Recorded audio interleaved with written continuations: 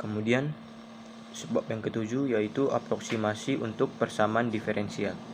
Contoh soalnya adalah sebagai berikut. Pada contoh soal kali ini kita disuruh menggunakan metode pemisahan variabel atau faktor integrasi untuk mencari penyelesaian khusus dari persamaan diferensial yang memenuhi syarat awal yang diberikan. Nah, di soal diketahui nilai dari y aksen sama dengan 2y, di mana y0 sama dengan 5. Kemudian y aksen dapat juga ditulis dengan dy per dx, nilainya 2y.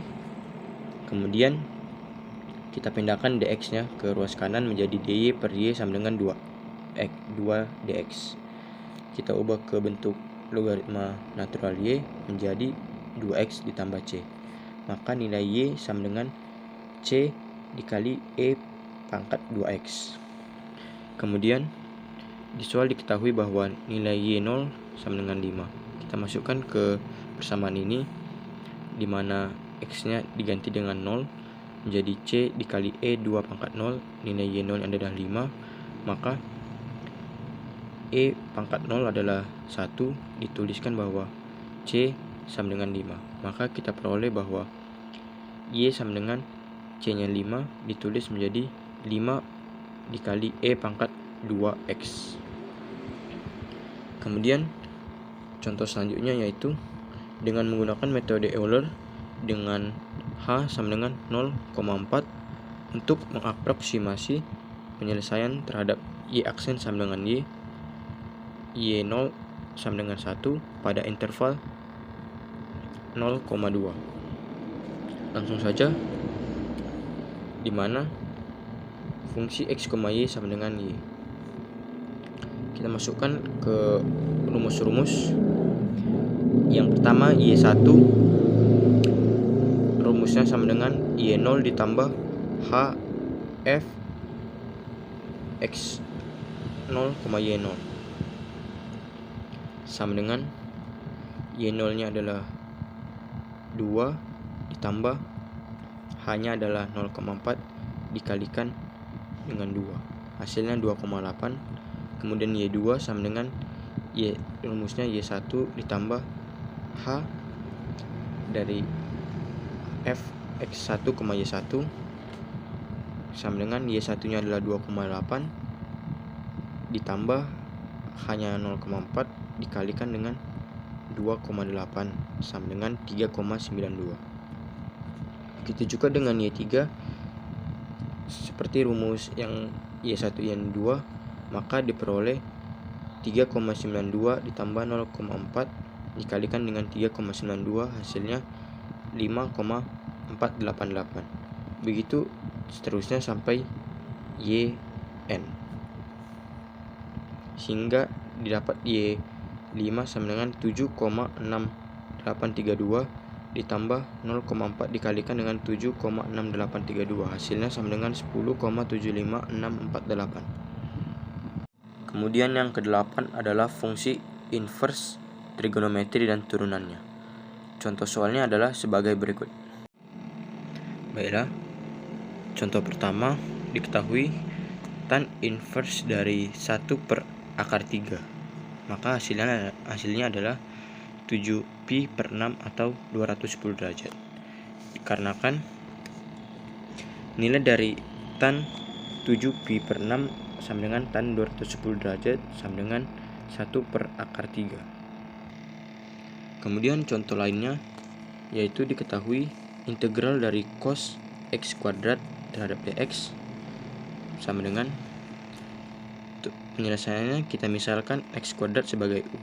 Kemudian kita turunkan u terhadap du dan x kuadrat terhadap dx. Hasilnya du sama dengan x dx. Kemudian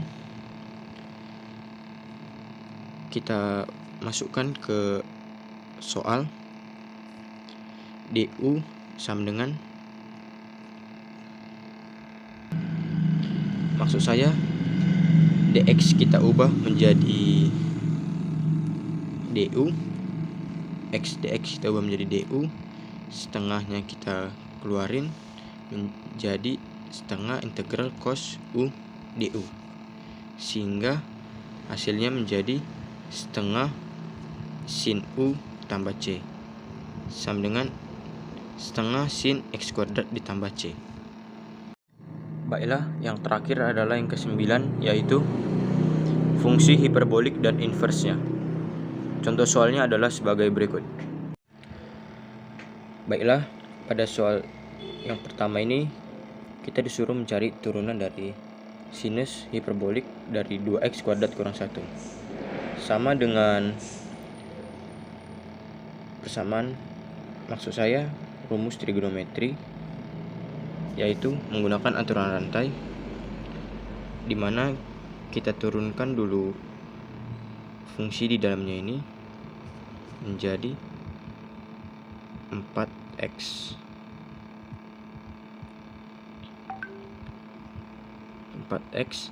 Kemudian kita turunkan sinus hiperboliknya menjadi turunan sinus adalah kosinus hiperbolik dari 2x kuadrat dikurang 1.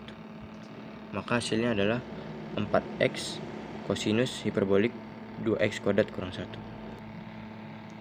Selanjutnya soal nomor 2 disuruh mencari apakah fungsi tersebut adalah identitas. Langsung kita buktikan dengan cara sesuai dengan fungsi hiperbolik yang telah saya jelaskan di video sebelumnya, bahwa nilai dari cos hiperbolik adalah E pangkat 3x ditambah E pangkat minus 3x per 2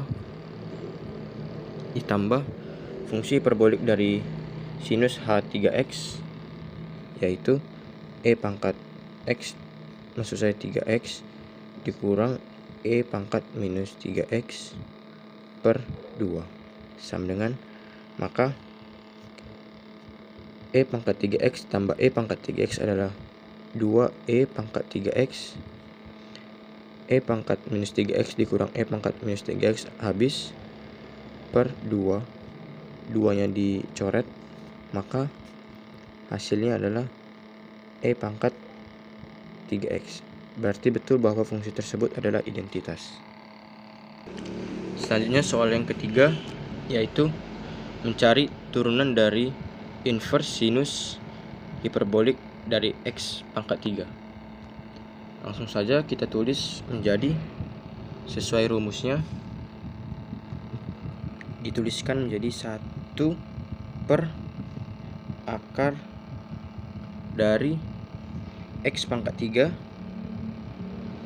dikuadratkan, karena ini adalah sinus hiperbolik maka ditambah 1 dikalikan dengan turunan dari x pangkat 3, yaitu 2x kuadrat, maksud saya 3x kuadrat, maka hasilnya sama dengan 3x kuadrat per akar dari x pangkat 3 dikuadratkan menjadi x pangkat 6 ditambah 1.